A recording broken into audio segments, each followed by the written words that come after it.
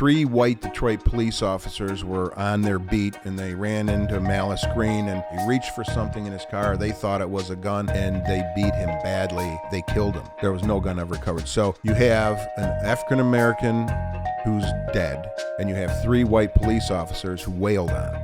The 36th District Court is going to do the preliminary exam of these officers, and the judge says he's going to close the court. What do you mean he's going to close the court? Not let the press in. And you can't do that. The courtroom is a public forum.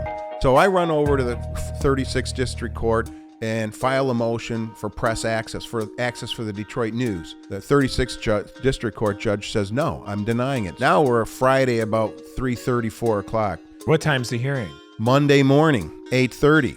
And it was all timed that way so we wouldn't be able to appeal. They did it on purpose. They did it on purpose. But Dalton Roberson was a great judge. He had his staff call me, and he said, Judge Roberson wants you at his house tomorrow morning, Saturday morning at 9 o'clock. No way. He says, okay, Boyle, tell me what's going on.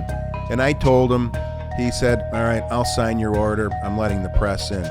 He goes, and I know the judge. We're personal friends. I'll call him and tell him what's going on. But you can get your press in there.